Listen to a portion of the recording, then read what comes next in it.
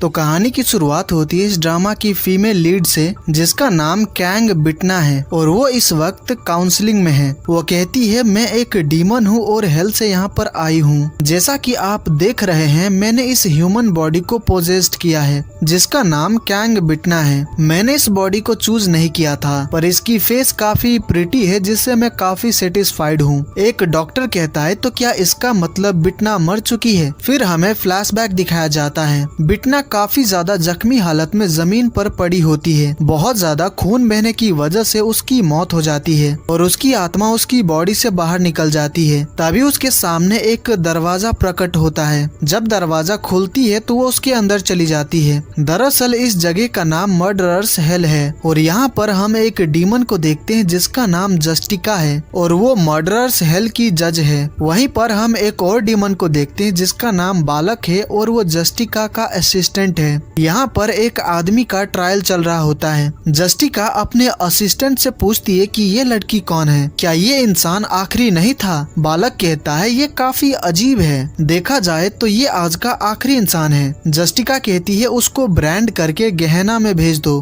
बालक उस आदमी के फोरहेड पर ब्रांड लगाता है जिससे वो गायब होकर गहना में चला जाता है। मतलब कि उस आदमी ने जिंदा रहकर जो अपराध किए थे उसकी सजा भुगतने के लिए उसको हेल भेज दिया गया। ये सब देखकर बिटना काफी डर जाती है और कहती है क्या यहाँ पर मेरा ट्रायल होगा, वैसे मैं भी एक जज हूँ। ये सुनकर जस्टिका हैरान रह जाती है और कहती है आखिर एक जज यहाँ पर कैसे आ गई। बिटना बताने लगती है कि उसको नहीं पता कि वो यहाँ क्यों है। किसी ने पार्क में उसको चाकू मार दिया था, लेकिन जस्टिका उसकी पूरी बात नहीं सुनती है और कहती है मैं यहाँ पर सिर्फ मर्डरर्स को हैंडल करती हूँ और इस कोर्ट में सिर्फ मर्डरर्स ही आ सकते हैं। बिटना बताने लगती है कि उसने किसी को नहीं मारा है। बालक कहता है जस्टिका हमें पहले सब कुछ अच्छे से पता कर लेना चाहिए क्योंकि ये लड़की आज के लिस्ट में नहीं है। जस्टिका कहती है ये यहाँ पर आ चुकी है तो मुझे डिसीजन लेना ही होगा। जस्टिका बिटना से कहती है चलो मान लेते हैं कि तुमने एक इंसान को मारा है तो एक मर्डर के लिए तुम्हें हेल में 20,000 साल तक सजा काटनी होगी। फिर वो बालक से कहती है कि इसको ब्रांड कर दो। बालक कहता है मैं नहीं करूँगा क्योंकि ये लिस्ट में नहीं है। अगर मैंने इसको ब्रांड कर दिया तो ब्रांड को हटाया नहीं जा सकता और अगर बेल गुस्सा हो गया तो प्रॉब्लम हो जाएगी। पर जस्टिका उसकी बातों को इग्नोर करती है और कहती है अगर तुम नहीं करोगे तो मैं खुद ही कर लूंगी। फिर वो बालक से ब्रांड लगाने वाला चाकू ले लेती है। बिटना रोने लगती है और बार बार कह रही होती है कि उसने किसी को नहीं मारा है, पर जस्टिका उसकी एक नहीं सुनती है और उसको ब्रांड करके हेल में भेज देती है। जिसके कुछ देर बाद वहाँ पर हेल का डायरेक्टर बेल आता है और कहता है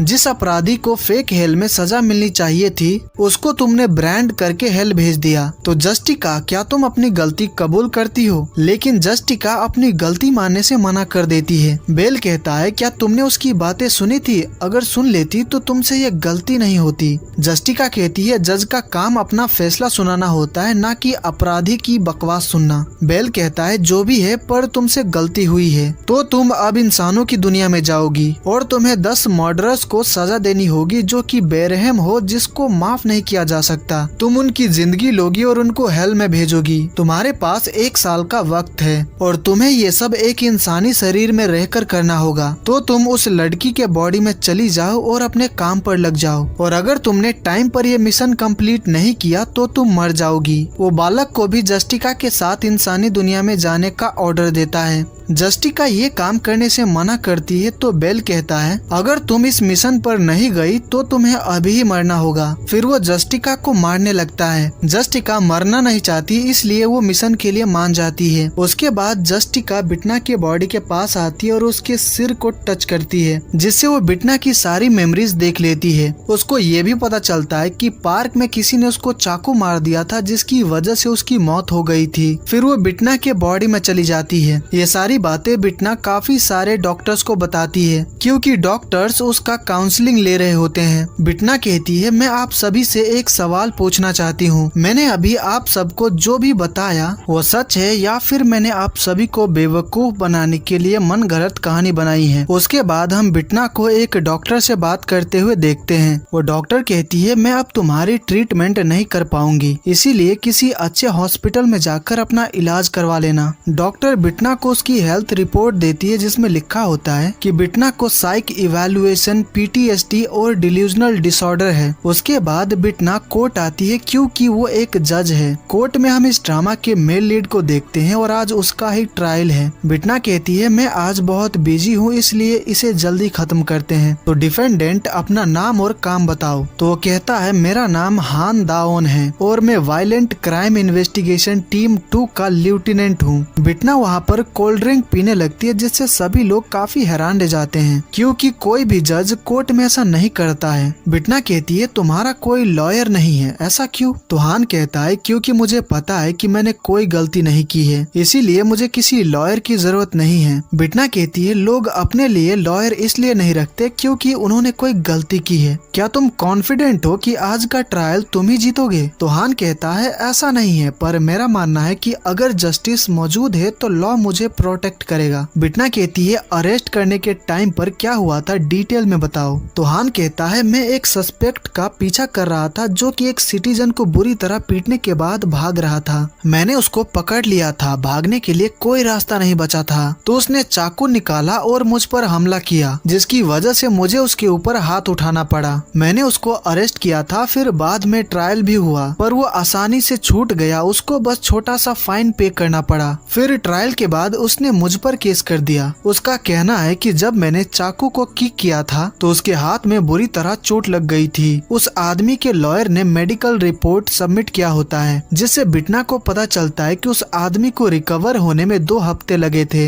बिटना कहती है उसका पूरा मेडिकल रिपोर्ट सबमिट क्यों नहीं किया गया है, मैं देखना चाहती हूँ कि उसको कितनी चोट लगी है। लॉयर कहता है विक्टिम अब तक पूरी तरह से ठीक नहीं हुआ है, इंजरी की वजह से वो ठीक से खाना भी नहीं खा पाता है। जो सुनकर बिटना धीरे से कहती है उसको भूखा ही मर जाना चाहिए था, केस करने की क्या जरूरत थी। पर ये बात सभी लोग सुन लेते हैं। विक्टिम का लॉयर कहता है आप इस केस का मजाक उड़ा रही हैं, ये ठीक नहीं है। तो बिटना कहती है इस केस का मजाक तो आप लोगों ने बना रखा है, पुलिस बस ऐसे ही वहाँ पर खड़ी नहीं रह सकती थी, उसने हमला करने के लिए चाकू निकाला था तो ऐसे में पुलिस को क्या करना चाहिए था? क्या उसे कहना चाहिए था कि प्लीज सर मुझे अपना चाकू दे दीजिए, या फिर देने का मन नहीं है तो मेरे पेट में घुसेड़ दीजिए? क्या आप ये कहना चाहते हैं कि पुलिस को उसके ऊपर हाथ नहीं उठाना चाहिए था और वहीं पर मर जाना चाहिए था? विक्टिम की मॉम PTL ग्रुप की प्रेसिडेंट है तो इसका मतलब ये नहीं कि विक्टिम जो चाहे वो कर सकता है। बिटना अपनी घड़ी देखती है और कहती है मुझे जल्दी करना होगा नहीं तो मैं लेट हो जाऊंगी। फिर वो हान से पूछती है कि क्या उसको कुछ और भी कहना है। तो हान कहता है हर रात जब भी मैं सोने जाता हूँ तो मुझे उस दिन का पछतावा होता है। अगर मुझे पता होता कि मुझ पर केस होने वाला है तो मैं कुछ अलग करता। मुझे चाकू को किक करने के बजाय सच में उसके हाथ पर जोर का किक करना चाहिए था, और जब मैं उसको हथकड़ी पहना रहा था तो मुझे उसके हाथ को और जोर से मरोड़ना चाहिए था। मुझे बस इन्हीं बातों का पछतावा है। ये सब सुनकर बिटना काफी हैरान रह जाती है और हान के बेखौफ एटीट्यूड से काफी इम्प्रेस होती है। हान ने कोई गलती नहीं की थी तो वो ये ट्रायल जीत जाता है। फिर हम कुछ बच्चों को देखते हैं जिनको उनकी टीचर्स कोर्ट घुमाने लाई होती है। बच्चे टीचर से पूछते हैं कि गॉडेस ऑफ जस्टिस की आंखों पर पट्टी क्यों बंधी है। टीचर बिटना को जाते देखती है तो कहती है क्यों ना हम इसका जवाब जज से ही पूछे। टीचर बिटना से कहती है जज साहिबा क्या आप हमें थोड़ा सा वक्त दे सकती हैं? बिटना कहती है मैं कोई जज नहीं हूँ। तो बच्चे कहते हैं आप झूठ बोल रही हैं क्योंकि आपने जो कपड़े पहने उससे साफ पता चल रहा है कि आप जज हैं। एक जज होकर आप झूठ कैसे बोल सकती हैं? बिटना कहती है मैं सच बोल रही हूँ, मैं कोई जज नहीं हूँ। हान वहीं से गुजर रहा होता है तो वो बिटना को बच्चों से बात करते हुए देखता है। बिटना बच्चों से कहती है तुम लोग डरना मत, दरअसल मैं एक डीमन हूँ, बहुत ही डरावनी डीमन। ये सुनकर बच्चे हंसने लगते हैं। बच्चे कहते हैं आप झूठ मत बोलिए, कोई डीमन इतनी प्रिटी थोड़ी ना होती है। डीमंस के सिर पर सींग होते हैं और वो बहुत ही डरावने दिखते हैं, पर आप तो बहुत प्रिटी हैं। बच्चों से अपनी तारीफ सुनकर बिटना काफी खुश हो जाती है और कहती है तो बताओ तुम लोग क्या जानना चाहते हो? तो बच्चे पूछते हैं कि गॉडेस ऑफ जस्टिस की आंखों पर पट्टी क्यों बंधी है। तो बिटना कहती है ये काफी अच्छा सवाल है, दरअसल वो बुरे लोगों के साथ हाइड एंड सीक गेम खेल रही है। बच्चे कहते हैं हाइड एंड सीक खेलने के लिए उनको तलवार क्यों चाहिए? तो बिटना कहती है ताकि उसकी मदद से बुरे लोगों को सजा दे सके। एक बच्ची पूछती है कि ये जस्टिस क्या होती है। तो बिटना कहती है अच्छे लोग अपनी जिंदगी खुशी से जीते हैं और बुरे लोगों को सजा दी जाती है, इसे ही जस्टिस कहते हैं। बच्चे कहते हैं पर बुरे लोग भी तो अच्छी जिंदगी जीते हैं, ऐसा क्यों होता है? तो बिटना कहती है क्योंकि इस दुनिया में जस्टिस नहीं है। फिर वो बच्चों से जोर जोर से कहलवाती है कि जस्टिस मर चुका है, ये किसी को नहीं चाहिए। ये सब देखकर हान काफी ज्यादा हैरान होता है। उसके बाद बिटना दौड़ते हुए अपनी कार के पास आती है और उसके पीछे पीछे हान भी वहाँ पर आता है। बिटना कहती है अच्छा हुआ कि मुझे तुम मिल गए। वो अपना सारा सामान हान को पकड़ा देती है और उसको बताती है कि सारा सामान वो 5th फ्लोर के 18th क्रिमिनल डिवीजन में पहुंचा दे। वहाँ पर तुम्हें एक मोटा आदमी दिखेगा, उसको सारा सामान दे देना। इतना कहकर वो अपने कार में बैठ जाती है। तो हान कहता है मैं ये जानने के लिए काफी ज्यादा क्यूरियस हूँ कि आपने मेरा साथ क्यों दिया। बिटना कहती है क्या तुम इससे खुश नहीं हो? क्या मुझे तुम्हें मौत की सजा दे देनी चाहिए थी? देखो सच ये है कि मैंने तुम्हारा साथ नहीं दिया था। क्या तुम जानते हो कि मुझे क्रिमिनल कोर्ट का जज का काम करना अच्छा क्यों लगता है? क्योंकि मैं यहाँ पर बहुत सारे बुरे लोगों से मिल पाती हूँ, जो लोग हेल में जाना डिजर्व करते हैं। इसीलिए मुझे थैंक्स कहने की जरूरत नहीं है, मैं बस अपना काम कर रही थी। तो हान कहता है ठीक है, मैं आपकी बात समझ गया। वैसे आपको किसी भी केस में मेरी मदद चाहिए हो तो मुझे कॉल कर लीजिएगा। फिर वो अपना कार्ड बिटना को देता है। बिटना कार्ड नहीं लेती है, बस कार्ड पर लिखा हर चीज पढ़ लेती है और कहती है मैंने सब कुछ याद कर लिया है। फिर वो चली जाती है। हान काफी सोच में पड़ जाता है कि क्या सच में उसने सब कुछ याद कर लिया। फिर हम बिटना के असिस्टेंट को देखते हैं जिसका नाम मांदो है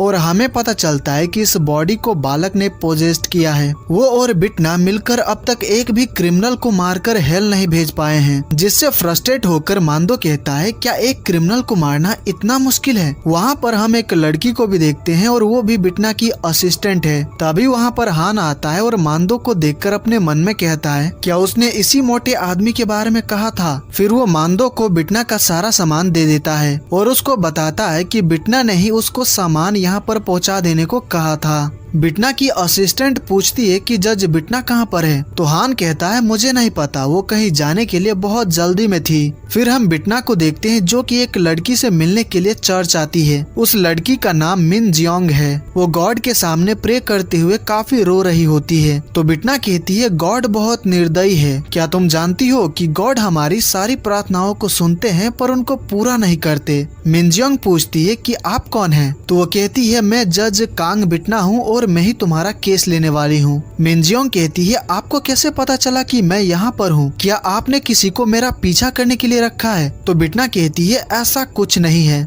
एक जज होने के नाते मैं बस इस केस की सच्चाई जानना चाहती हूँ। मिन जियोंग कहती है मैंने ऑलरेडी पुलिस को सब कुछ बता दिया है और नॉन पनिशमेंट लेटर भी सबमिट कर दिया है। तो बिटना कहती है मुझे तुम्हारा नॉन पनिशमेंट लेटर सबमिट करना अजीब लगा। उसने तुम्हें बहुत ज्यादा मारा था और तुम्हें जान से मारने की धमकी भी दी थी, तो तुम उसे माफ कैसे कर सकती हो? फिर हमें वो सीन दिखाया जाता है जब मिन जियोंग के बॉयफ्रेंड ने उसको बहुत बुरी तरह से मारा था। बिटना कहती है तुम झूठ बोल रही हो कि तुमने उसे माफ कर दिया। तो मिन जियोंग कहती है मैं झूठ नहीं बोल रही हूँ, मैं सच में चाहती हूँ कि उसको जल्द से जल्द छोड़ दिया जाए। बिटना कहती है तुम्हें डरने की जरूरत नहीं है, अगर तुम मुझे सच बताओगी तभी मैं सही फैसला ले पाऊंगी। तो मिन जियोंग कहती है मुझे अब और कुछ नहीं कहना। फिर वो वहाँ से जाने लगती है। बिटना उसके पीछे आती है और उसको रोक कर कहती है कल पहला ट्रायल है, अगर तुम ऐसा ही करती रहोगी तो मुझे तुम्हारा नॉन पनिशमेंट लेटर एक्सेप्ट करना पड़ेगा। मिन जियोंग कहती है मैं भी यही चाहती हूँ, इसीलिए मैंने वो लेटर सबमिट किया है, इसीलिए प्लीज आप मेरा पीछा करना बंद करिए। तो बिटना कहती है देखो मैं एक जज हूँ, सही फैसला करने के लिए मेरा सच जानना बहुत जरूरी है, इसीलिए मुझे सब कुछ बताओ, मैं तुम्हारी मदद करूंगी। मिन जियोंग कहती है आप एक जज होंगी पर आपका ये सब करने का कोई अधिकार नहीं है। तभी वहाँ पर पुलिस ऑफिसर्स आते हैं और पूछते हैं कि क्या सब कुछ ठीक है? मिन जियोंग कहती है ऑफिसर ये लड़की मेरा पीछा कर रही है। ऑफिसर कहते हैं देखिए मैम आप ऐसा नहीं कर सकती। तो बिटना कहती है दरअसल ये सब बस एक मिसअंडरस्टैंडिंग है, असल में मैं एक जज हूँ। ऑफिसर कहते हैं क्या आप हमें अपना गवर्नमेंट आईडी दिखा सकती हैं? बिटना अपनी पॉकेट चेक करती है, तभी उसको याद आता है कि उसने तो अपना सारा सामान हान को दे दिया था। तो बिटना कहती है देखिए मेरे पास अभी वो आईडी तो नहीं है पर आप मेरा पर्सनल आईडी चेक कर सकते हैं। वो अपना पर्स, फोन, हर चीज चेक करने के लिए ऑफिसर को दे देती है। ऑफिसर बिटना की हेल्थ हेल्थ रिपोर्ट देख लेते हैं, जिससे उनको पता चलता है कि बिटना को PTSD और डिल्यूजनल डिसऑर्डर है। तो ऑफिसर कहते हैं मैम आपको हमारे साथ चलना होगा। फिर हम हान को पुलिस स्टेशन में देखते हैं। उसको एक लेडी ऑफिसर पीछे से हक करती है। तो हान कहता है आप ये क्या कर रही हैं? तो मिस किम उसको पीटने लगती है और कहती है क्या एक माँ अपने बेटे को गले भी नहीं लगा सकती? तुम ट्रायल जीत गए, पर अगली बार से ज्यादा केयरफुल रहना। क्रिमिनल्स को पकड़ने के लिए तुम्हें अपना बेस्ट देना चाहिए, पर इसका मतलब ये नहीं कि तुम अपनी जिंदगी खतरे में डाल लो। वैसे एक बात बताओ, तुम्हारे केस को हैंडल करने वाला जज कौन था? तभी वहाँ पर ऑफिसर आकर मिस किम से कहते हैं मिनजियोंग ने पुलिस को बुलाया था क्योंकि कोई उसका पीछा कर रहा था। मिस किम कहती है मून जियोंगजुन तो जेल में है, तो फिर ये कौन है? ऑफिसर कहते हैं उसको यहाँ पर लेकर आया गया है, पर ऐसा लगता है कि उसकी दिमागी हालत ठीक नहीं है। तभी वहाँ पर ऑफिसर बिटना को लेकर आते हैं। उसको देखकर हान काफी हैरान रह जाता है। जब बिटना हान को देखती है तो कहती है Nubong police station violent crime investigation team 2 का लेफ्टिनेंट हान दायोन तुम ही हो ना? ये सब सुनकर हान काफी हैरान रह जाता है कि इसको तो सच में सब कुछ याद है। अगले सीन में हान बिटना की सारी इन्फॉर्मेशन लिख रहा होता है। तो बिटना कहती है मुझे लगा था कि हम इससे क्लोज हैं, क्या नहीं है? ये सुनकर ऑफिसर्स और हान की मॉम काफी हैरान रह जाते हैं। तो हान उन सबसे कहता है तुम लोग जैसा सोच रहे हो वैसी बात नहीं है। फिर वो बिटना से पूछती है कि वो मिनजियोंग को फॉलो क्यों कर रही थी। बिटना कहती है मैं उससे कुछ पूछना चाहती थी। हान पूछता है आपको क्या पूछना था? तो बिटना कहती है मैं जानना चाहती थी कि वो क्या सच छुपा रही है और वो क्या फील कर रही है। हान कहता है आपको ये सब जानने की क्या जरूरत है? तो बिटना कहती है मैंने सुना है कि उसके केस की लीड डिटेक्टिव तुम थे, उसके ट्रायल की जज इंचार्ज मैं हूँ। हान कहता है इसका मतलब आपको नॉन पनिशमेंट लेटर पर डाउट है, सही कहा ना? तो बिटना कहती है फेयर ट्रायल के लिए मुझे सच जानना है, ना कि झूठ, क्योंकि सच को बाहर लाना और बुरे लोगों को सजा देना यही जज का काम है। ये सब सुनकर हान काफी इम्प्रेस्ड होता है। फिर जब बिटना पुलिस स्टेशन से जा रही होती है तो हान कहता है मैंने ये किसी को नहीं देखने दिया, और बिटना को उसका मेडिकल रिपोर्ट देता है। बिटना कहती है मुझे ऐसे मत देखो, किसी पागल डॉक्टर ने मेरा मिसडायग्नोज्ड किया था। तो हान कहता है पर मैंने देखा था कि ये तो कोरिया के मोस्ट फेमस हॉस्पिटल का रिपोर्ट है। बिटना कहती है तो डिटेक्टिव इस रिपोर्ट को देखकर तुम्हें क्या लगता है? तो हान कहता है मैंने आपको कुछ बच्चों से ये कहते हुए देखा था कि आप एक डीमन है। बिटना कहती है क्या तुम ये कहना चाहते हो कि मुझे इलाज की जरूरत है? तो हान कहता है मुझे नहीं पता कि डीमंस एग्जिस्ट करते हैं या फिर नहीं, पर मैं ये जरूर कह सकता हूँ कि इस दुनिया में कोई भगवान नहीं है। अगर वो होते तो दुनिया ऐसी हालत में न होती। बिटना कहती है तुम गलत हो, इसमें भगवान या फिर शैतान की कोई गलती नहीं है, बल्कि खुद इंसानों ने ही इस दुनिया को ऐसा बना रखा है। तो हान कहता है मुझे लगता है कि आपने सही कहा।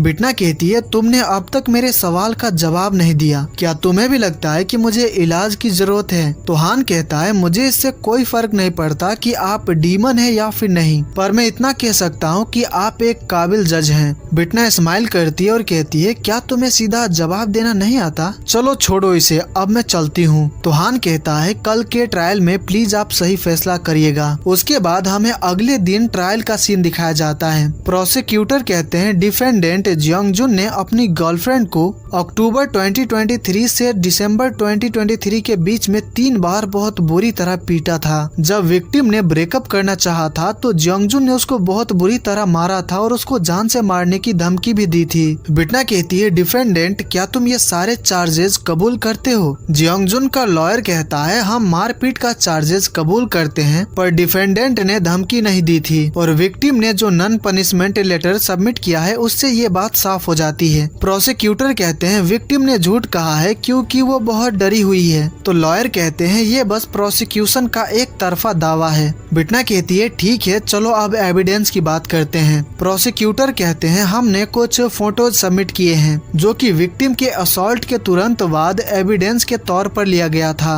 फिर सभी लोग फोटोज देखते हैं जिससे साफ पता चल रहा होता है कि मिनजियोंग को उसके बॉयफ्रेंड ने बहुत बुरी तरह मारा था। इन फोटोज को देखकर जियोंगजुन की आंखों से आंसू आने लगते हैं। बिटना उससे पूछती है कि तुमने उसको क्यों पीटा था? जियोंगजुन कहता है हम बस लड़ रहे थे, मैंने उससे माफी भी मांगी थी, पर वो बार बार कह रही थी कि उसको ब्रेकअप करना है। इससे मुझे गुस्सा आ गया था और जब मैं होश में आया तो मैंने उसके ऊपर हाथ उठा दिया था। बिटना कहती है क्या तुम ये कह रहे हो कि तुम्हें अपने गुस्से पर जरा भी कंट्रोल नहीं है? जियोंगजुन कहता है मैं ये कबूल करता हूँ कि मैंने उसको मारा था, पर मैंने उसको कभी भी धमकाया नहीं था। प्रोसिक्यूटर कहते हैं जब उसने कहा था कि चलो ब्रेकअप करते हैं तो तुमने कहा था कि चलो हम साथ में मर जाते हैं, क्या ये धमकी नहीं है? जियोंगजुन कहता है सच कहूँ तो मैं उस वक्त बहुत ज्यादा घबरा गया था। मेरे मन में ख्याल आने लगा था कि ब्रेकअप करने से ज्यादा अच्छा मर जाना बेहतर होगा, क्योंकि मैं उससे बहुत ज्यादा प्यार करता हूँ। मैं उसको धमका नहीं रहा था, बस उससे रिक्वेस्ट कर रहा था कि मुझे छोड़कर मत जाओ। जियोंगजुन काफी रोने लगता है तो बिटना उसको चुप हो जाने के लिए कहती है, पर वो चुप नहीं होता है। तो बिटना चिल्लाकर कहती है कहा ना चुप हो जाओ। तो जियोंगजुन रोना बंद कर देता है। उसका लॉयर कहता है योर ऑनर, डिफेंडेंट बहुत मुश्किलों का सामना करते हुए बड़ा हुआ है, इसीलिए उसको नहीं पता है कि हेल्दी वे में प्यार कैसे करते हैं, पर विक्टिम के लिए उसका प्यार सच्चा है। बिटना कहती है तुम चाहते हो कि मिन जियोंग मर जाए, सही कहा ना? तो जियोंगजुन कहता है ऐसा नहीं है, अगर ये मिन जियोंग के लिए बहुत मुश्किल है तो मैं अब से उसके आसपास भी कभी नहीं जाऊंगा। उसके बाद प्रोसिक्यूटर कहते हैं डिफेंडेंट ने जो किया है उसके लिए प्रोसिक्यूशन उसको 1 साल की सजा देनी चाहिए रिकमेंड करता है। बिटना जियोंगजुन को उसका फाइनल स्टेटमेंट देने को कहती है। तो जियोंगजुन कहता है मैं जानता हूँ कि अब मैं उससे फिर कभी नहीं मिल पाऊंगा, पर मैं बस यही कहना चाहता हूँ कि मैं उससे बहुत प्यार करता हूँ। सारी बातें सुनने के बाद बिटना कहती है तो आज का ट्रायल यहीं पर खत्म होती है। अब हम अगले ट्रायल में मिलेंगे जब डिफेंडेंट को सजा सुनाई जाएगी। फिर जब जियोंगजुन को डिटेंशन सेंटर लेकर जा रहे होते हैं तो वहीं पर मिन जियोंग के मॉम डैड खड़े होते हैं। जियोंगजुन उनके पास आता है और कहता है मुझे आपसे कुछ कहना है। तो मिन जियोंग की मॉम कहती है पर हमें कुछ नहीं सुनना। जियोंगजुन अपना सिर झुकाकर उनसे माफी मांगता है, पर उसने जो किया था उसको उसका जरा भी पछतावा नहीं होता है। वो स्माइल करते हुए कहता है मिन जियोंग ठीक तो है ना? उसको स्माइल करते देखकर मिन जियोंग के मॉम डैड और हान काफी हैरान रह जाते हैं। फिर हम बिटना को उसके ऑफिस में देखते हैं। मांदो से पूछता है कि वो जियोंगजुन को क्या पनिशमेंट देगी। बिटना कहती है 1 साल ये बकवास करने के लिए कि वो उससे बहुत प्यार करता है, इसीलिए उसने उसको बहुत बुरी तरह मारा, और 1 साल कोर्ट में रोने और बकवास एक्टिंग करने के लिए, तो टोटल 2 साल की सजा। तो मांदो कहता है क्या आप ये कर सकती हैं, क्योंकि प्रोसिक्यूटर ने तो सिर्फ 1 साल की सजा रिक्वेस्ट की थी। बिटना कहती है जज मैं हूँ तो मैं डिसाइड करूंगी कि कितने साल सजा होगी। तो मांदो कहता है लगता है इस केस से भी हमारा कोई फायदा नहीं होगा। बिटना फ्रस्ट्रेट होकर कहती है तुमने सही कहा, अगर ऐसा ही चलता रहा तो मैं 1 साल में अपना मिशन कंप्लीट नहीं कर पाऊंगी। मांदो कहता है ट्रायल के थ्रू ही इंसानों को मारना सिर्फ यही एक तरीका नहीं है। तो बिटना कहती है तुम्हें क्या लगता है कि मैंने किसी और तरीके के बारे में सोचा नहीं होगा? क्या तुम जानते नहीं कि मिशन कंप्लीट करने के लिए ट्रायल ही सबसे बेस्ट तरीका है? मांदो कहता है देखिए हमें पहले ट्रायल के थ्रू ऐसे अपराधी को ढूंढना चाहिए जो कि हेल जाना डिजर्व करता है, फिर आप उसको कम से कम सजा दीजिएगा ताकि वो जल्द ही जेल से बाहर आ जाए, फिर हम उसको मार कर हेल भेज देंगे।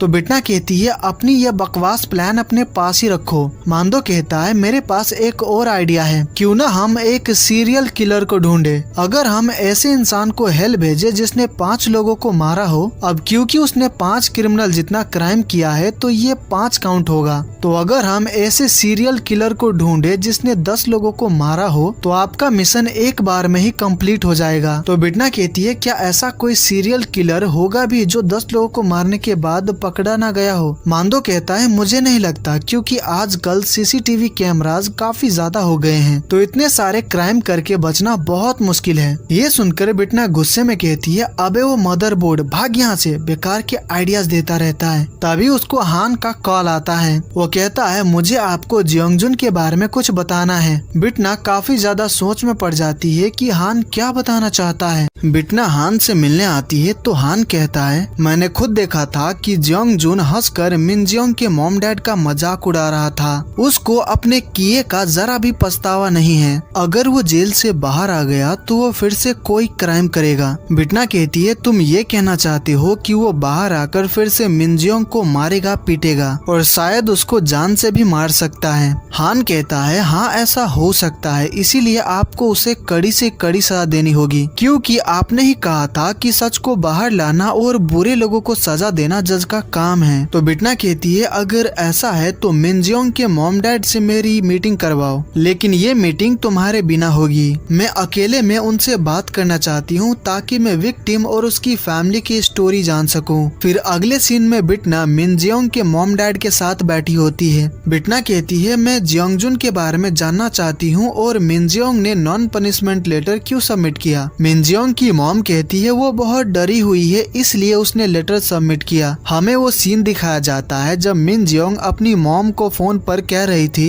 आपको पुलिस में रिपोर्ट नहीं करना चाहिए था, इससे कुछ नहीं बदलने वाला, वो हमेशा के लिए जेल में नहीं रहेगा, जब वो बाहर आएगा तो वो मुझे छोड़ेगा नहीं। वो काफी ज्यादा रो रही थी। ये सारी बातें उसकी मॉम बिटना को बताती है। मिन जियोंग के डैड कहते हैं प्रोसिक्यूशन ने 1 साल की सजा रिक्वेस्ट की है, जब वो 1 साल बाद जेल से बाहर आएगा तो पता नहीं मेरी बेटी के साथ क्या करेगा। ये सुनकर बिटना अपने मन में कुछ सोचकर हल्का सा स्माइल करती है। मिन जियोंग के मॉम डैड उससे रिक्वेस्ट करते हैं कि प्लीज आप मेरी बेटी को बचा लीजिए। बिटना कहती है आप चिंता मत करिए, उसको उसके किए की सजा जरूर मिलेगी। उसके बाद बिटना ऑफिस आती है और उसका मूड काफी अच्छा होता है। मांदो उससे पूछता है कि आखिर बात क्या है, तो बिटना उसको अपना प्लान बताती है। मांदो कहता है ये एक इंसान के लिए ज्यादा ब्रूटल नहीं हो गया, तो बिटना कहती है इंसानों के साथ क्या होता है मुझे उससे कोई फर्क नहीं पड़ता, मुझे बस अपना मिशन कंप्लीट करना है। उसके बाद हमें उस दिन का सीन दिखाया जाता है जब बिटना जियोंगजुन को सजा सुनाने वाली होती है। बिटना कहती है जियोंगजुन जिसने विक्टिम को कई बार असॉल्ट किया जब वो दोनों रिलेशनशिप में थे।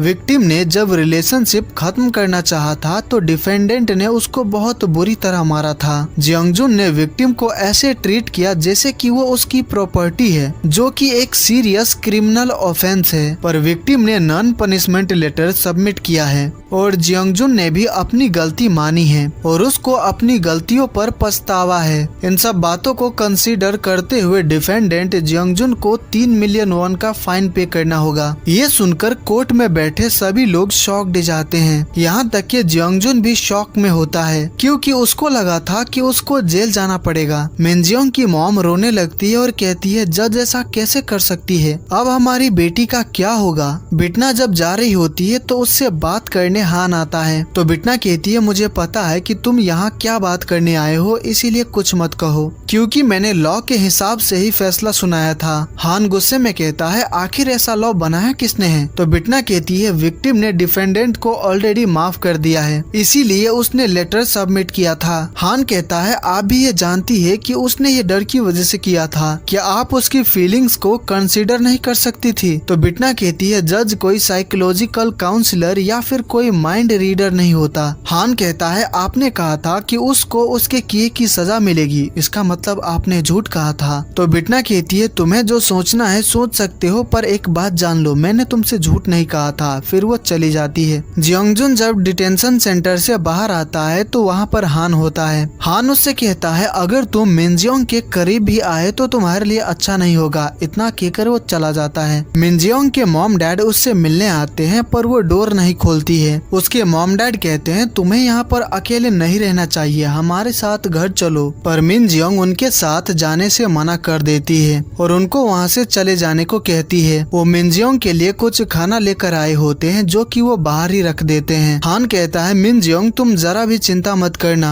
मैं बाहर एक स्मार्ट वॉच छोड़कर जा रहा हूँ, अगर कुछ भी हो तो SOS बटन प्रेस कर देना, हम तुरंत यहाँ पर पहुँच जाएंगे। उनके जाने के बाद मिन जियोंग बाहर आकर खाना और वॉच अंदर ले जाती है। वो अपने मॉम डैड के लाए हुए ब्रेड खाती है और वॉच भी पहन लेती है। अब यहाँ से 2 हफ्ते बीत जाते हैं। हम हान को पुलिस स्टेशन में देखते हैं। लंच का टाइम हो जाता है तो हान कहता है मैं मिन जियोंग को चेक करके आता हूँ, तो उसके कलीग्स कहते हैं तुम्हारा हर रोज 3-4 बार जाकर चेक करना जरूरी है क्या? देखो हम जानते हैं कि तुम उसको प्रोटेक्ट करना चाहते हो, पर इस वक्त हमारे पास और भी काफी सारे केसेस पेंडिंग है। तो मिस किम कहती है ये लोग सही बोल रहे हैं, तुम्हें दूसरे केसेस पर भी ध्यान देना चाहिए। मिन जियोंग को शाम को एक बार जाकर चेक करना काफी रहेगा। फिर हम मिन जियोंग को देखते हैं जो कि खिड़कियों से बाहर लोगों को देख रही होती है। लोग अपने कामों में लगे होते हैं और खुश होते हैं। ये सब देखकर मिन जियोंग को भी अपने अपार्टमेंट से बाहर जाने का मन करता है, तो वो अपने डैड को कॉल करती है और कहती है डैड क्या आप मुझे लेने आ सकते हैं। वही बिटना काफी ज्यादा फ्रस्ट्रेटेड होती है क्योंकि 2 हफ्ते बीत चुके हैं और जियोंगजुन ने अब तक कोई क्राइम नहीं किया है। हमें यहाँ पर पता चलता है कि बिटना उसी प्लान को अंजाम देने की कोशिश कर रही है जो कि मांदो ने उसको बताया था। जियोंगजुन एक ऐसा क्रिमिनल है जो कि हेल जाना डिजर्व करता है, इसीलिए बिटना ने उसको कम सजा दी ताकि बाहर रहकर वो फिर से कोई क्राइम करे। इससे उसके पाप और बढ़ जाएंगे, फिर वो उसको मारकर हेल भेज देगी। मांदो कहता है आप अपनी पावर से पता क्यों नहीं कर लेती कि जियोंगजुन अभी क्या कर रहा है। फिर बिटना मिरर में जियोंगजुन का नाम लिखती है तो उनको दिखने लगता है कि जियोंगजुन क्या कर रहा है। जियोंगजुन एक हथौड़ा खरीदता है और काफी ज्यादा स्माइल कर रहा होता है। ये देखकर बिटना भी स्माइल करने लगती है क्योंकि उसको समझ आ जाता है कि जियोंगजुन आज ही क्राइम करने वाला है। तो बिटना मांदो से कहती है लगता है मेरा काम पर जाने का टाइम हो गया है। जियोंगजुन मिनजियोंग के अपार्टमेंट आता है और डोर कैम पर टेप चिपका देता है, फिर डोरबेल बजाता है। मिनजियोंग डोर कैम चेक करती है तो उसको कुछ नहीं दिख रहा होता है, तो वो कहती है डैड बाहर क्या आप हैं, पर कोई जवाब नहीं आता है, जिससे मिनजियोंग काफी डर जाती है और फिर से पूछती है कि बाहर कौन है। तो जियोंगजुन आवाज बदल कर कहता है मैं एक डिटेक्टिव हूँ, डिटेक्टिव हान ने आपके लिए कुछ सामान भेजा है। मिनजियोंग जैसे ही दरवाजा खोलती है तो बाहर जियोंगजुन को देखकर बहुत डर जाती है। वो दरवाजा बंद करने की कोशिश करती है पर जियोंगजुन अंदर आ जाता है और मिनजियोंग को मारने लगता है। हान ने जो स्मार्ट वॉच उसको दिया था जियोंगजुन उसको तोड़ देता है, फिर वो मिनजियोंग को बहुत बुरी तरह मारता है। मिनजियोंग कहती है तुमने कहा था कि अगर मैं नॉन पनिशमेंट लेटर सबमिट कर दूं तो तुम मुझे अकेला छोड़ दोगे। जियोंगजुन कहता है हाँ मैंने कहा था, पर मैं तुम्हें बहुत ज्यादा मिस करने लगा था। अगर तुमने फिर से पुलिस को बुलाया या फिर अपने पेरेंट्स के पास गई तो मैं तुम्हारे मॉम डैड को जान से मार दूंगा। मैं अभी तो जा रहा हूँ पर मैं फिर से आऊंगा, इतना कहकर चला जाता है। वही बिटना कार के शीशे में सब कुछ देख रही होती है। मिनजियोंग इन चीजों से काफी तंग आ चुकी है तो वो सुसाइड करने का डिसाइड करती है। उसको सुसाइड करते देखकर बिटना स्माइल करते हुए कहती है ये तो मर गई। जियोंगजुन अपने घर जा रहा होता है तो रास्ते में बिटना उससे मिलती है। बिटना कहती है तुम काफी अच्छे मूड में लग रहे हो, क्या कहीं से आ रहे हो। जियोंगजुन कहता है आप तो जज है ना, आप यहाँ पर क्या कर रही हैं। तो बिटना कहती है क्या हम बात करने के लिए किसी शांत जगह पर चले। जियोंगजुन पूछता है आपको क्या बात करनी है। तो बिटना उसको अपने पास आने को कहती है तो जियोंगजुन उसके पास जाता है। बिटना कहती है ज्यादा टाइम नहीं लगेगा और स्माइल करने लगती है। बिटना ने अपना एक हाथ पीछे छुपा कर रखा होता है क्योंकि उसने हाथ में ब्रांड करने वाला चाकू पकड़ा होता है ताकि वो जियोंगजुन को मार कर हेल भेज सके। बिटना जियोंगजुन को मारने ही वाली होती है लेकिन उसी वक्त वहाँ पर हान आ जाता है जिसकी वजह से बिटना को अपना प्लान पोस्टपोन करना पड़ता है। जियोंगजुन कहता है डिटेक्टिव तुम यहाँ पर क्या करने आए हो। तो हान कहता है मैं क्यों आया हूँ ये तुम्हें पता है, मैंने तुमसे कहा था कि तुम मिनजियोंग से दूर रहना पर तुमने मेरी बात नहीं मानी। जियोंगजुन कहता है जब मैं हाई स्कूल में था तो मेरी मॉम की डेथ हो गई थी, मेरे डैड ने दूसरी शादी कर ली और मुझे घर से निकाल दिया था, मैं बिना माँ बाप के पला हूँ इसलिए ऐसा हूँ। तो हान कहता है अपनी बकवास बंद कर, हर अनाथ तुम्हारे जैसा नहीं होता। हान बहुत ज्यादा गुस्से में होता है। जियोंगजुन कहता है क्या तुम मुझे मारोगे, ये तुम्हारे लिए अच्छा नहीं है। तो हान कहता है तुमने सही कहा, मैं तुम्हें बहुत बुरी तरह मारने वाला हूँ, फिर रिजाइन कर दूंगा। हान उसको पंच मारने जाता है तो बिटना उसका हाथ पकड़ लेती है और कहती है कि एक डिटेक्टिव को ऐसा नहीं करना चाहिए। हान अपना हाथ छुड़ाने की कोशिश करता है पर छुड़ा नहीं पाता है। तभी वहाँ पर और भी ऑफिसर्स आ जाते हैं तो बिटना उसका हाथ छोड़ देती है। ऑफिसर जियोंगजुन से कहते हैं हमें शक है कि तुम मिनजियोंग को स्टॉक कर रहे हो, इसीलिए पूछताछ के लिए तुम्हें हमारे साथ पुलिस स्टेशन चलना होगा। हमारे पास अरेस्ट वारंट नहीं है तो तुम मना भी कर सकते हो। पर जियोंगजुन उनके साथ जाने के लिए मान जाता है। जब ऑफिसर्स जियोंगजुन को लेकर चले जाते हैं तो हान बिटना से कहता है मेरे साथ चलो। बिटना उससे पूछती है कि कहाँ चलना है पर वो नहीं बताता है। जब वो दोनों गाड़ी में बैठ जाते हैं तो हान उससे पूछता है कि वो जियोंगजुन से क्यों मिलने आई थी। बिटना कहती है मुझे बस देखना था कि मैंने जिसको छोड़ दिया वो फिर से कोई क्राइम तो नहीं कर रहा है। हान बिटना को लेकर मिनजियोंग के अपार्टमेंट आता है। बिटना को ऑलरेडी पता है कि यहाँ पर क्या हुआ था। हान कहता है इस अपार्टमेंट की हालत देखकर तुम्हें नहीं लगता कि तुमने गलत डिसीजन लिया था? बिटना कहती है नहीं तो। हान कहता है अगर तुमने उसको सिर्फ फाइन चार्ज करके रिलीज ना किया होता तो आज मिनजियोंग के ऊपर फिर से अटैक ना होता। तो बिटना कहती है अगर मैंने उसको 1 साल की सजा दी होती तो क्या 1 साल बाद वो फिर से ऐसा नहीं करता? हान कहता है पर 1 साल तक वो शांति से तो रह पाती और उनके परिवार वाले ऐसा नहीं सोचते कि उनके साथ इंसाफ नहीं हुआ है। तो बिटना कहती है मैंने तो बस लॉ के हिसाब से अपना काम किया था, इसीलिए तुम्हें मुझे नहीं बल्कि लॉ को ब्लेम करना चाहिए। हान कहता है हम जियोंगजुन के अरेस्ट वारंट के लिए अप्लाई करने वाले हैं। तो बिटना कहती है अरेस्ट इन्वेस्टिगेशन की क्या जरूरत है, उसको तुम पुलिस स्टेशन में कुछ बार बुलाकर भी पूछताछ कर सकते हो। हान कहता है इन्वेस्टिगेशन कैसे करना है वो डिसाइड करना डिटेक्टिव का काम है, ना कि तुम्हारा। इस बार वो इतनी आसानी से नहीं बच पाएगा क्योंकि सभी जज तुम्हारे जैसे नहीं होते। ये बात सुनकर बिटना को थोड़ा बुरा लगता है। फिर सीन शिफ्ट होता है। हम हान और जियोंगजुन को इन्वेस्टिगेशन रूम में देखते हैं। हान कहता है तुम मिनजियोंग के अपार्टमेंट में जबरदस्ती क्यों घुसे थे? तो जियोंगजुन कहता है ऐसी बात नहीं है, उसने खुद दरवाजा खोला था और अंदर आने को कहा था। हान कहता है तुमने मिनजियोंग को मारा पीटा, क्या ये बात कबूल करते हो? पर जियोंगजुन इसका जवाब नहीं देता है। हान पूछता है कि वो हथौड़ा लेकर क्यों गया था? तो जियोंगजुन कहता है मैं ये सोचकर लेकर गया था कि शायद मिनजियोंग को दीवार पर कुछ टांगना हो तो कील ठोकने के काम आ जाएगा। हान कहता है काफी अच्छा बकवास कर लेते हो, जब तुम चले गए थे तो मिनजियोंग ने फांसी लगा ली थी। ये सुनकर जियोंगजुन काफी घबरा जाता है और बार बार पूछने लगता है कि उसको क्या हुआ है, क्या वो मर गई है? हान उसको बताता है कि मिनजियोंग जिंदा है क्योंकि वो लोग टाइम पर वहाँ पर पहुँच गए थे। ये जानकर जियोंगजुन को थोड़ा रिलीफ फील होता है। हान कहता है अगर वो मर जाती तो मैं उसके बिना कैसे जीता?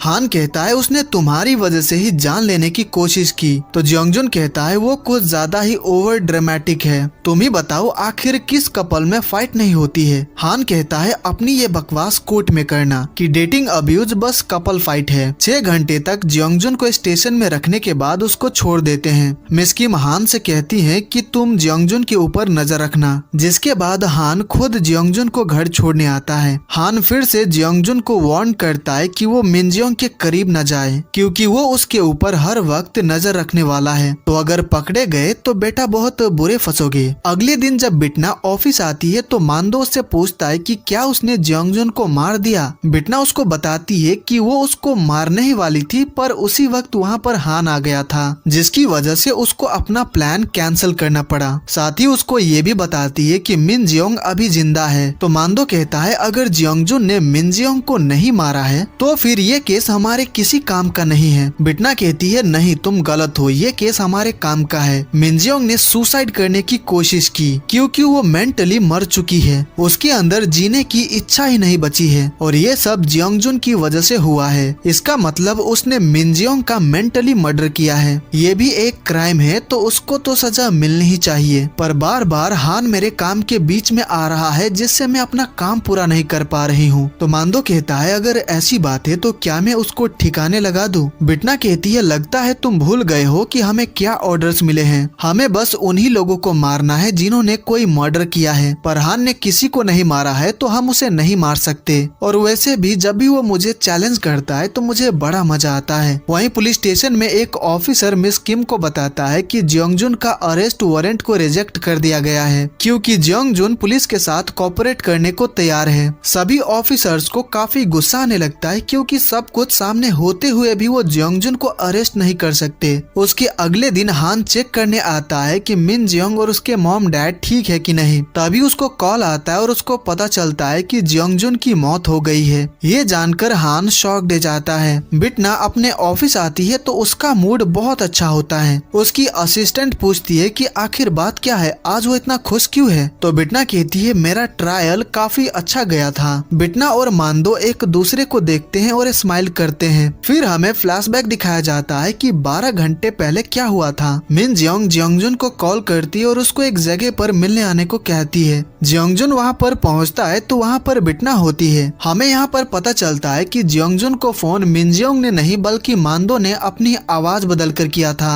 मांदो का बस इतना ही काम था तो वो चला जाता है। जियोंगजुन को कुछ भी समझ नहीं आ रहा होता है कि आखिर यहाँ पर चल क्या रहा है। बिटना कहती है तुम्हारा असली ट्रायल अब शुरू होता है, क्या तुम कबूल करते हो कि तुमने मिन जियोंग की जान ली है? तो जियोंगजुन कहता है क्या बकवास कर रही हो, वो तो अभी जिंदा है और उसने मुझे माफ भी कर दिया है। बिटना कहती है ये मैं जज करूंगी कि उसने तुम्हें माफ किया है या फिर नहीं, और ये भी कि वो जिंदा है कि नहीं। तो बताओ क्या तुम अपना गुनाह कबूल करते हो? बिटना के हाथ में मैजिकली ब्रांड करने वाला चाकू आ जाता है। ये देखकर जियोंगजुन काफी डर जाता है और वहाँ से भागने की कोशिश करता है, पर बिटना अपनी पावर से उसको अपनी दुनिया में लेकर आ जाती है। फिर वो जियोंगजुन के ऊपर मैजिक करती है जिससे वो मिन जियोंग का कैरेक्टर प्ले करने लगता है। वही बिटना जियोंगजुन का कैरेक्टर प्ले करने लगती है। जियोंगजुन ने मिन जियोंग के साथ जो कुछ भी किया था, उसको जितनी तकलीफ दी थी, उसको जितना टॉर्चर किया था, उसको जितना मारा पीटा था, बिटना वैसा ही जियोंगजुन के साथ करती है। वो उसको बहुत बुरी तरह पनिश करती है। जियोंगजुन मरना नहीं चाहता तो वो अपना गुनाह कबूल कर लेता है और ये भी कबूल कर लेता है कि उसके जैसे इंसान को जीने का कोई हक नहीं है, जिसके बाद बिटना उसको मार कर हेल भेज देती है। Now back to the present. Police crime scene पर पहुंचती है तो उनको जियोंगजुन की डेड बॉडी मिलती है। हान उसके फोरहेड पर एक निशान बना देखता है। खून के निशान देखकर उनको पता चलता है कि बॉडी को ड्रैग करके घर के अंदर से बाहर लाया गया था, पर जब वो घर के अंदर जाते हैं तो वहाँ पर खून का एक भी बूंद नहीं मिलता है। यहाँ तक के घर का एक भी सामान नहीं टूटा होता है, जिससे सभी काफी सोच में पड़ जाते हैं कि आखिर यहाँ पर हुआ क्या था। वही बिटना शॉपिंग करने आई होती है और उसके साथ मांदो भी होता है। मांदो कहता है आप जरा भी चिंता मत करिए, पुलिस को वहाँ पर एक भी सबूत नहीं मिलेगा, क्योंकि मैंने हेल्थ से 2 लोगों को क्लीनिंग के लिए वहाँ पर भेज दिया था जो कि अपने काम में एक्सपर्ट हैं। हमें वो सीन दिखाया जाता है जब वो दोनों घर को क्लीन कर रहे थे।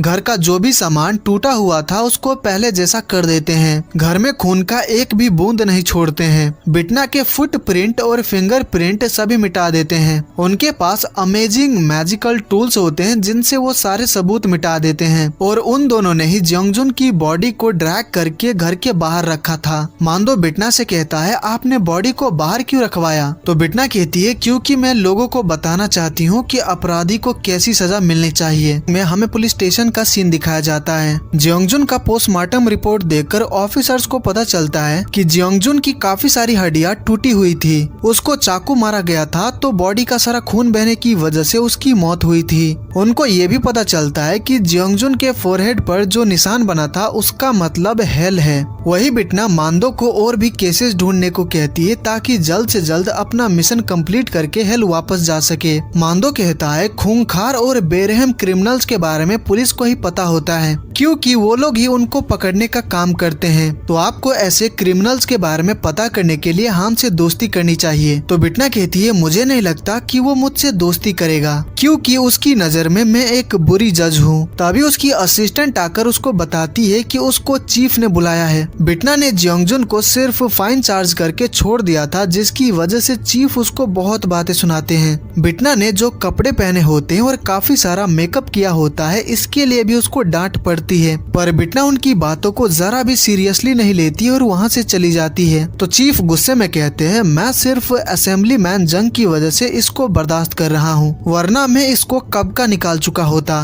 फिर जब बिटना कैंटीन में अपने कलीग्स के साथ लंच कर रही होती है तो टीवी पर असेंबली मैन जंग के बारे में न्यूज चल रही होती है, तो सभी लोग उनके बारे में ही बात करने लगते हैं। तो बिटना उन सभी से पूछती है कि ये असेंबली मैन जंग कौन है। ये सुनकर सभी लोग हैरान रह जाते हैं और कहते हैं क्या एक्सीडेंट के बाद सच में तुम्हारी याददाश्त चली गई है? तुम आखिर उनको कैसे भूल गई? यहाँ पर बिटना को पता चलता है कि असेंबली मैन जंग के बड़े बेटे के साथ उसकी इंगेजमेंट हुई थी, पर उसने इंगेजमेंट तोड़ दी थी। बिटना धीरे से कहती है अगर ऐसी बात है तो अच्छा ही है कि मुझे याद नहीं है। फिर हम चीफ को देखते हैं जो कि मिस्टर जंग के साथ डिनर करने आए होते हैं। चीफ उनसे कहते हैं एक्सीडेंट के बाद बिटना की याददाश्त चली गई है, पर वो ठीक है। मिस्टर जंग अपने बेटे यंगजिन से कहते हैं तुम उसके एक्स फियांसे हो तो एक्सीडेंट के बाद उससे एक बार तो मिलना चाहिए था। चीफ कहते हैं एक्सीडेंट के बाद बिटना पूरी तरह बदल गई है, ऐसा लगता है कि वो बिटना नहीं बल्कि कोई और ही है। मिस्टर जंग चीफ को बिटना का ख्याल रखने को कहते हैं, साथ ही अपने बेटे से कहते हैं कि वो एक बार जाकर बिटना से मिल ले। वही बिटना घर आकर ये सोच रही होती है कि उसको क्या करना चाहिए जिससे हान उसको बुरी जज ना समझे। अब यहाँ से कुछ हफ्ते बीत जाते हैं। हान से मिलने मिनजियोंग आती है तो हान उससे पूछता है कि वो कैसी है। मिनजियोंग कहती है मैं ठीक हूँ और मैंने काम पर भी जाना शुरू कर दिया है। अगर आपने मेरी मदद ना की होती तो शायद मैं कभी नॉर्मल लाइफ नहीं जी पाती, तो मेरे लिए इतना कुछ करने के लिए आपका थैंक यू। वो हान को ये भी बताती है कि जंगजुन के मरने के कुछ दिन बाद जब वो चर्च गई थी तो उससे मिलने बिटना आई थी और उसने उससे कुछ ऐसी बातें कही थी जिससे उसके अंदर जीने की उम्मीद जगी थी।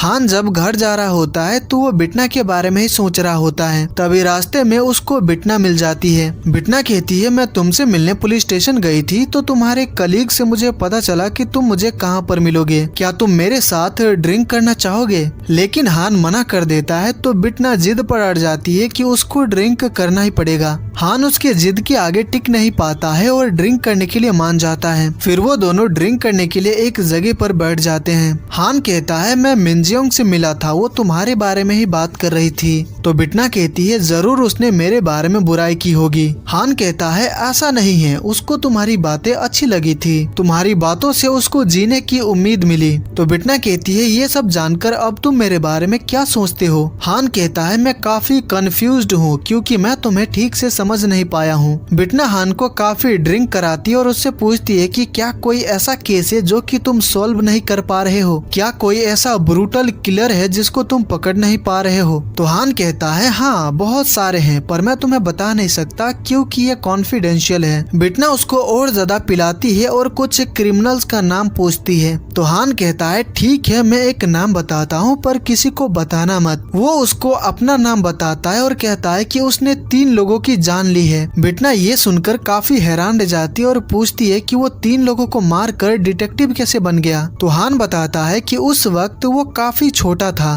बिटना पूछती है कि क्या उनके परिवार वालों ने तुम्हें माफ कर दिया है? तो हान कहता है वो लोग मुझे कभी माफ नहीं करेंगे। बिटना पूछती है कि क्या वो अपना क्राइम कबूल कर रहा है? तो हान कहता है हाँ मैंने जो गुनाह किए हैं उसके लिए मैं हेल जाना डिजर्व करता हूँ, मुझे जीने का कोई हक नहीं है। बिटना पूछती है क्या मैं उन लोगों के फैमिली मेंबर से मिल सकती हूँ? तो हान कहता है तुम उसके बगल में ही बैठी हो। फिर वो नशे की हालत में टेबल पर ही सो जाता है और उसके आंखों से आंसू आ रहे होते हैं। उसके बाद रात को जब हान की नींद खुलती है तो बिटना उससे पूछती है कि उसने जो कुछ भी बताया था क्या वो सच है? हान कहता है क्या तुम ये सारी बातें सीक्रेट रख सकती हो? तो बिटना कहती है मुझे लगा था कि तुम अच्छे इंसान हो पर तुमने तो 3 लोगों को मारा है, इसीलिए तुम्हें जिंदा रहने का कोई हक नहीं है, तुम सच में हेल जाना डिजर्व करते हो। फिर वो ब्रांड चाकू से उसको स्टैब कर देती है। फिर हमें हान के बचपन का सीन दिखाया जाता है। वो गार्डन में बैठकर अपने मॉम डैड के लिए पेपर से फ्लावर्स बनाता है। फिर जब वो अपने घर पहुंचता है तो उसके मॉम डैड जमीन पर मरे पड़े होते हैं। घर में हर जगह खून बिखरा होता है। ये सब देखकर हान शॉक्ड हो जाता है। तभी वो घर के अंदर एक आदमी को देखता है। हान को समझ आ जाता है कि इस आदमी ने ही उसके मॉम डैड का ब्रूटली मर्डर किया है। वो आदमी हान को मारने के लिए उसकी तरफ बढ़ता है। हान की मॉम अभी जिंदा होती है तो वो हान को भाग जाने को कहती है। Now back to the present. Bitna Han को चाकू मार देती है तो काफी ज्यादा खून बहने की वजह से हान की मौत हो जाती है। बिटना काफी ज्यादा हंसने लगती है और जब वो हान की आत्मा को हेल भेजने जाती है उसी वक्त वहाँ पर बेल आ जाता है। बेल बिटना को बताता है कि हान कोई अपराधी नहीं था, उसने गलत इंसान को पनिश किया। हान फिर से जिंदा तो हो जाएगा पर तुमने गलती की जिसकी तुम्हें सजा भुगतनी होगी। बेल उसकी सजा बढ़ा देता है। अब उसको 1 साल के अंदर 20 क्रिमिनल को हेल भेजना होगा। बिटना मरना नहीं चाहती तो वो मना नहीं कर पाती है। बेल के जाने के बाद हान फिर से जिंदा हो जाता है। उसके बॉडी से जितना भी ब्लड बाहर आया था सब उसकी बॉडी में वापस चला जाता है और चाकू का घाव भी ठीक हो जाता है। हान काफी ज्यादा डरा हुआ होता है और काफी सोच में पड़ जाता है कि आखिर यहाँ पर उसके साथ हुआ क्या था। बिटना उसके सामने आकर अपना हाथ आगे करती है ताकि हान उसको अरेस्ट कर ले। फिर अगले सीन में हम हान और बिटना को पुलिस स्टेशन में देखते हैं और बिटना के हाथों में हथकड़ी लगी होती है। कल रात को क्या हुआ था हान मिस किम और बाकी के ऑफिसर्स को बताता है। मिस किम हान का अल्कोहल टेस्ट लेती है तो मिस किम को पता चलता है कि हान का नशा अब तक उतरा नहीं है। किसी को भी हान की बातों पर यकीन नहीं होता है। उसके कॉलीग्स कहते हैं अगर इन्होंने चाकू मारकर तुम्हें जान से मार दिया था तो तुम जिंदा कैसे हो। हान बार बार कह रहा होता है कि वो सच बोल रहा है पर कोई भी उसकी बातों पर यकीन नहीं करता है। ये सब देखकर बिटना काफी मुस्कुरा रही होती है।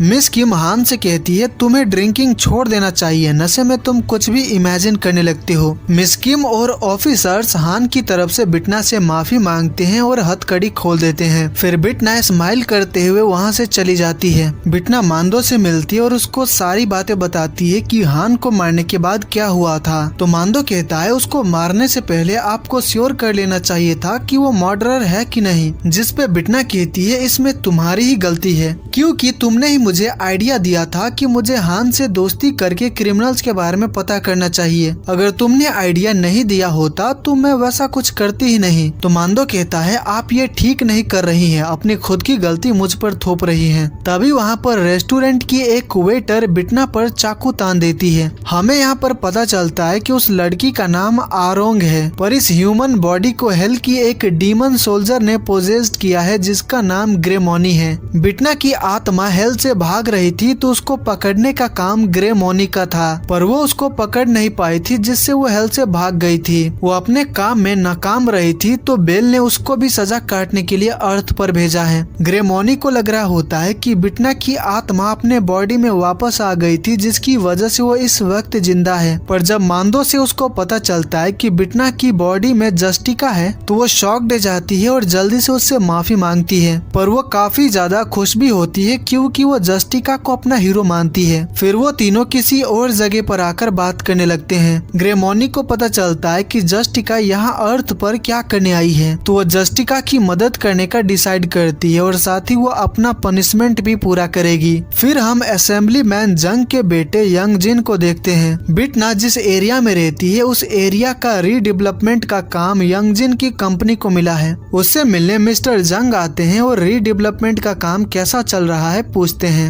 यंगजिन उनको बताता है कि वहाँ के लगभग सभी लोग मान गए हैं पर वहाँ की हुआंगचियोन विला की ऑनर इसके खिलाफ है। मिस्टर जंग कहते हैं क्या तुमने वहाँ के किराएदारों को मनाने की कोशिश की। तो यंगजिन कहता है हमने सभी किराएदारों को कांटेक्ट कर लिया है पर एक को मनाना थोड़ा मुश्किल लग रहा है और वो जज कांग बिटना है। मिस्टर जंग कहते हैं आखिर बिटना वहाँ पर क्यों रह रही है। तो यंगजिन कहता है मुझे नहीं पता, शायद एक्सीडेंट के बाद उसकी फाइनेंशियल कंडीशन ठीक नहीं है। फिर हमें पुलिस स्टेशन का सीन दिखाया जाता है। सभी लोग जियोंगजुन के केस पर काम कर रहे होते हैं। तभी मिस किम कहती है क्या हमें हान के बदले उस जज की बातों पर यकीन करना चाहिए। ऑफिसर कहते हैं हान ने पी रखी थी और उसने जो बातें बताई थी वैसा होना पॉसिबल ही नहीं है। ऐसे में जज बिटना की बातों पर यकीन करने के अलावा हम कर भी क्या सकते हैं। तो मिस किम कहती है तुम्हारी बातें बिल्कुल सही है, मुझे भी हान की बातों पर यकीन नहीं है पर जज बिटना के बारे में कुछ तो अजीब है, वो आम इंसान लगती ही नहीं है। फिर हम हान को हॉस्पिटल में डॉक्टर के पास देखते हैं। वो यहाँ पर मिस किम के कहने पर आया है। हान डॉक्टर को वो सारी बातें बताता है जो कि उसके साथ हुआ था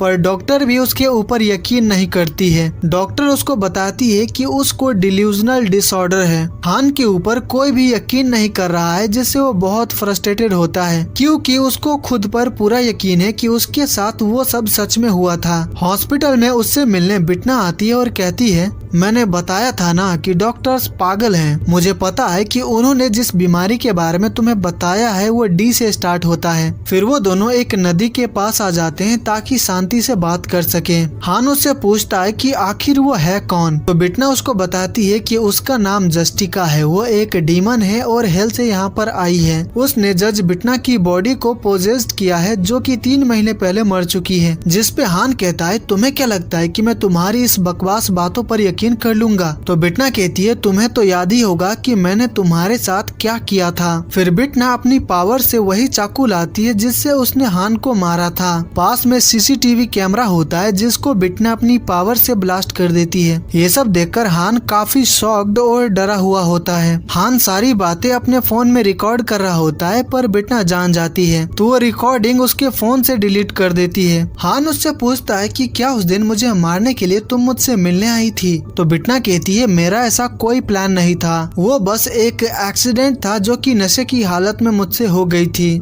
जिसके बाद बिटना हान को धमकाती है। वो कहती है अपनी जिंदगी ऐसे जियो जैसे कि कुछ हुआ ही नहीं था। अगर मुझे पता चला कि तुम लोगों को बताते फिर रहे हो कि बिटना ने तुम्हारी जान ली थी तो मैं सच में तुम्हें मार दूंगी। और वैसे भी तुम्हारी बातों पर कोई यकीन नहीं करने वाला तो अपनी एनर्जी वेस्ट मत करो। इतना कहकर वो चली जाती है। हान काफी ज्यादा फ्रस्ट्रेटेड होता है क्योंकि उसको समझ नहीं आ रहा है कि उसके साथ आखिर ये सब हो क्या रहा है। हान उसी जगह पर आता है जहाँ पर बिटना ने उसको मारा था। वो सोच रहा होता है कि आखिर बिटना ने वो सब कैसे किया था। फिर वो बिटना और डीमंस के बारे में इंटरनेट पर सर्च करता है जिसके बाद वो अपने बचपन की बात याद करता है। हान पुलिस स्टेशन में होता है और ऑफिसर्स को बता रहा होता है कि जब वो घर गया था तो उसने क्या देखा था, उसके मॉम डैड के साथ क्या हुआ था। पर ऑफिसर्स उसकी बातों पर यकीन नहीं करते हैं क्योंकि वो 3 बार अपना बयान चेंज कर चुका है। जिसके बाद हमें एक फैमिली को दिखाया जाता है जो कि कार से अपने घर जा रहे होते हैं। उस बच्चे का नाम जीहू है और उसके डैड पीछे बैठे होते हैं जो कि नशे की हालत में होते हैं। उसकी मॉम ड्राइव कर रही होती है पर बैलेंस बिगड़ने की वजह से उनका एक्सीडेंट हो जाता है। गाड़ी खाई में गिर जाती है जहाँ पर बहुत सारा पानी होता है। गाड़ी डूब रही होती है तो जीहू के डैड अपनी वाइफ से कहते हैं तुम जीहू को लेकर सनरूफ से निकल जाओ क्योंकि उनका सीट बेल्ट खुल नहीं रहा होता है। तो जीहू की मॉम उसको लेकर किनारे पर चली जाती है। जब जीहू के डैड का सीट बेल्ट खुल जाता है तो वो बाहर निकलने की कोशिश करते हैं लेकिन कार का डोर और सनरूफ लॉक्ड हो चुका होता है। जीहू की मॉम अपने हस्बैंड को बचाने के लिए आती है पर बचा नहीं पाती है। जीहू के डैड की मौत हो जाती है। फिर हमें उनके फ्यूनरल का सीन दिखाया जाता है। जीहू की दादी अपनी बहू सेजू को पीट रही होती है और कह रही होती है कि तुमने ही मेरे बेटे को मारा है, तुम ही खूनी हो। साथ ही अपने पोते से कहती है तुम मेरे साथ घर चलो। तो सेजू कहती है आपको जो चाहिए, आपको जितने पैसे चाहिए मैं दे दूंगी पर मैं अपने बेटे को ले जाने नहीं दूंगी। इसी तरह यहाँ पर काफी ज्यादा हंगामा होता है और ये मामला कोर्ट में पहुँच जाता है। कुछ दिन पहले जीहू की दादी सेजू को बताए बिना जीहू को अपने साथ ले गई थी पर उन्होंने अब तक जीहू को वापस नहीं किया है, इसीलिए सेजू ने उनके ऊपर केस कर दिया है। इस केस की जज इंचार्ज बिटना होती है और ये ट्रायल देखने हान भी आता है। प्रोसिक्यूटर जीहू की दादी पर आरोप लगाते हैं कि उन्होंने जीहू को किडनैप किया है। तो जीहू की दादी प्रोसिक्यूटर पर चिल्लाकर कहती है तुम्हारा अभी कोई पोता नहीं है इसलिए तुम्हें ये बात समझ नहीं आएगी। मैं तो बस उसको अपने साथ घर लेकर गई थी, इसको तुम किडनैपिंग कैसे कह सकते हो। उनकी लॉयर जज से कहती है माफ करिएगा मेरी क्लाइंट पहली बार कोर्ट में आई है इसलिए उनको पता नहीं है कि कोर्ट में कैसे बिहेव करते हैं। ये सुनकर जीहू की दादी अपने लॉयर पर भी गुस्सा करने लगती है और कहती है तुम मेरे साइड हो कि किसी और के साइड, अगर तुम मेरी साइड नहीं ले सकती तो मेरे पैसे वापस कर दो। तो बिटना उनसे कहती है आप शांत हो जाइए, अगर आप ऐसे ही चिल्लाती रही तो मुझे आपको कोर्ट से बाहर करना पड़ेगा। जीहू की दादी बिटना पर भी गुस्सा करती है और कहती है क्या तुम सभी मिले हुए हो और मुझे दबाने की कोशिश कर रहे हो। ये जो औरत पीछे बैठी है वो मेरे पोते की सौतेली माँ है, उसने ही मेरे बेटे को मारा है और अब मेरे पोते को भी मुझसे छीनना चाहती है। आखिर मैं अपने पोते को एक पराई औरत को कैसे दे दूं? मैं तो बस उसको अपने साथ रखना चाहती हूँ, उसको पालना चाहती हूँ। क्या तुम्हारे कानून में इसको क्राइम कहते हैं? तो बिटना कहती है आपके पास लीगली कस्टडी नहीं है तो ये क्राइम ही है। ये सुनकर दादी और भड़क जाती है और कहती है ये कैसा कानून है, मैं अपने ही बच्चे को अपने साथ नहीं रख सकती और कोई दूसरी औरत मेरे खुद के बच्चे के लिए ही मुझ पर केस कर देती है, क्या इसी को न्याय कहते हैं? तो बिटना कहती है मैं इसीलिए तो यहाँ पर बैठी हूँ ताकि पता कर सकूँ कि आप अपराधी है कि नहीं, तो प्लीज आप शांत हो जाइए और हमें हमारा काम करने दीजिए। पर दादी शांत नहीं बैठती है और कहती है तुम जज हो कि फ्रॉड हो, इतनी समझदार दिखती हो पर तुम्हें सच्चाई नजर नहीं आ रही है। दादी कोर्ट में काफी ज्यादा हंगामा कर रही होती है जिसकी वजह से ट्रायल आगे नहीं बढ़ पा रहा होता है। तो बिटना दादी को बाहर निकालने का ऑर्डर देती है। जब दादी को बाहर लेकर जा रहे होते हैं तो जाते वक्त भी वो सेजू को काफी पीटती है और कहती है तुमने ही मेरे बेटे को मारा है, उसके मरने के बाद तुम्हें इंश्योरेंस के बहुत सारे पैसे जो मिलेंगे। ये सुनते ही बिटना केस में इंटरेस्टेड हो जाती है। दादी की बातों से पता चलता है कि सेजू का इससे पहले भी एक हस्बैंड था, वो भी अचानक मर गया था, तो उसका अपार्टमेंट और इंश्योरेंस के पैसे सेजू को मिला था।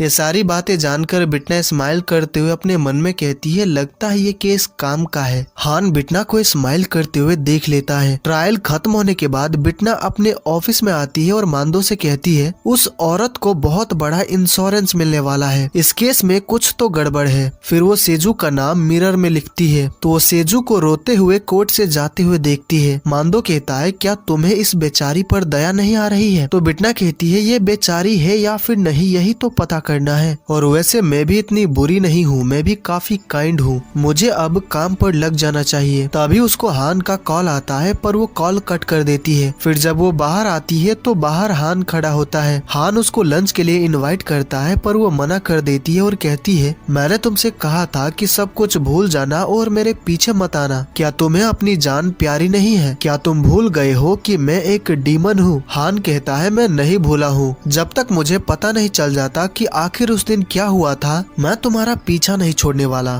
तो बिटना कहती है मैं तुम्हें वार्न कर रही हूँ, मेरे पीछे मत आना, और काफी ज्यादा गुस्से में वहाँ से चली जाती है। फिर हम सेजू को देखते हैं जो कि एक स्कूल टीचर है और इस वक्त वो बच्चों को पढ़ा रही होती है। तभी उससे मिलने के लिए बिटना आती है तो वो दोनों बाहर आकर बात करने लगते हैं। बिटना उससे पूछती है कि तुम्हारी सास ने कोर्ट में जो कुछ भी कहा था क्या वो सही है? तो सेजू उसको अपनी कहानी बताती है। वो कहती है मेरे पहले पति अंधे हो गए थे और जब हम दोनों हाइकिंग पर गए थे तो खाई में गिरकर उनकी मौत हो गई थी। उनकी मौत की वजह से मैं काफी ज्यादा टूट गई थी, इसीलिए मैंने स्कूल में पढ़ाना शुरू कर दिया। मैं ही जीहू की टीचर थी तो उसके डैड से अक्सर मेरी मुलाकात होती रहती थी और ऐसे ही मिलते मिलते न जाने कब हम दोनों को प्यार हो गया। जीहू को मैं पसंद थी और मैं भी उसको अपना बेटा ही मानती थी, तो हम दोनों ने शादी कर ली। लेकिन शादी के 6 महीने बाद ही ये सब हो गया। मैंने कभी सोचा भी नहीं था कि मुझे फिर से इन चीजों से गुजरना पड़ेगा। बिटना कहती है तुम आखिर सौतेले बेटे को क्यों पालना चाहती हो, उसको अपनी दादी के पास छोड़ दो ना। तो सेजू कहती है मेरे पति जब 5 साल के थे तो उनकी माँ ने उनको छोड़ दिया था, फिर वो 30 साल बाद वापस लौटी और जीहू का फायदा उठाकर अपने बेटे से पैसे मांगती रहती थी। तो मैं जीहू को ऐसी औरत के पास कैसे छोड़ दूं? भले ही मैं जीहू की अपनी माँ नहीं हूँ पर मैं उसको अपना बेटा ही मानती हूँ। सेजू रोते हुए कहती है आप प्लीज जीहू की खातिर मुझे इंसाफ दिलाने में मदद कीजिए। फिर जब बिटना वहाँ से जा रही होती है तो हान कहता है क्या सेजू से तुम्हारी बात हो गई? बिटना कहती है क्या तुम कोई स्टॉकर हो, मैंने पीछा करने से मना किया था ना। तो हान कहता है अगर मैं स्टॉकर हूँ तो तुम क्या हो, एक मर्डरर? बिटना गुस्सा हो जाती है और हान का कॉलर पकड़ लेती है और कहती है लगता है तुम्हारे अंदर का डर खत्म हो गया है। फिर वो उसका गला दबाने लगती है पर हान जरा भी नहीं डरता और स्माइल करते हुए उसका हाथ पकड़ लेता है और कहता है तुम मुझे नहीं मार सकती, सही कहा ना, तुम बस मुझे डराने की कोशिश कर रही हो। जब मैं जियोंगजुन के ऊपर हाथ उठाने वाला था तो तुमने मेरा हाथ पकड़ लिया था, उस वक्त तुम्हारे हाथ में बहुत ताकत थी पर अब नहीं है। इसका मतलब जरूर कोई रीजन है जिसकी वजह से तुम मुझे नहीं मार सकती। बिटना कहती है ऐसा कुछ नहीं है। तो हान कहता है अगर ऐसी बात नहीं है तो तुम परेशान क्यों हो रही हो? बिटना को गुस्सा आ जाता है तो वो हान को पंच मारने जाती है पर तभी वहाँ से बच्चे जा रहे होते हैं तो बिटना रुक जाती है और कहती है शुक्र मनाओ कि बच्चों ने तुम्हारी जान बचा ली। बिटना वहाँ से निकल रही होती है तो हान भी उसकी गाड़ी में बैठ जाता है और कहता है मुझे भी अपने साथ ले चलो क्योंकि मैं भी इस केस के बारे में जानना चाहता हूँ। बिटना को समझ आ जाता है कि हान उसका पीछा नहीं छोड़ने वाला तो वह कार ड्राइव करने लगती है। हान कहता है मुझे भी सेजू पर शक है, उसके पहले पति के मरने के बाद उसको इंश्योरेंस के पैसे मिले थे जो कि 500 मिलियन वॉन थे और अब इस पति के मरने के बाद उसको 300 मिलियन वॉन मिलेंगे और उसके बेटे को 1.2 बिलियन वॉन मिलेंगे। अगर वो बच्चे को अपने साथ रखती है तो इससे सेजू का काफी ज्यादा फायदा होने वाला है। बिटना पूछती है तुम मुझे ये सब क्यों बता रहे हो? तो हान कहता है मैं ये बताने की कोशिश कर रहा हूँ कि इस केस में मैं तुम्हारी मदद कर सकता हूँ और इस तरह से मैं तुम्हारे साथ टाइम भी स्पेंड कर पाऊंगा। बिटना कहती है लगता है तुम्हारे पास कोई काम नहीं है। तो हान कहता है मैं फिलहाल छुट्टी पर हूँ क्योंकि मेरी तबीयत ठीक नहीं है, किसी ने मुझे चाकू जो मारा था। बिटना अपने अपार्टमेंट पहुँच जाती है और हान को खुद ही घर चले जाने को कहती है। हान कहता है तुम उस दादी से भी मिलने वाली हो ना, क्योंकि मैंने देखा है कि सच जानने के लिए तुम विक्टिम और डिफेंडेंट दोनों से मिलती हो। तो बिटना कहती है मुझे कोई सच्चाई नहीं जाननी, इसीलिए यहाँ से दफा हो जाओ। हान कहता है देखो तुम्हें केस की सच्चाई जाननी है और मुझे उस दिन तुमने मेरे साथ क्या किया था वो, इसीलिए चलो साथ में काम करते हैं। बिटना उसको कोई जवाब नहीं देती है और अंदर चली जाती है।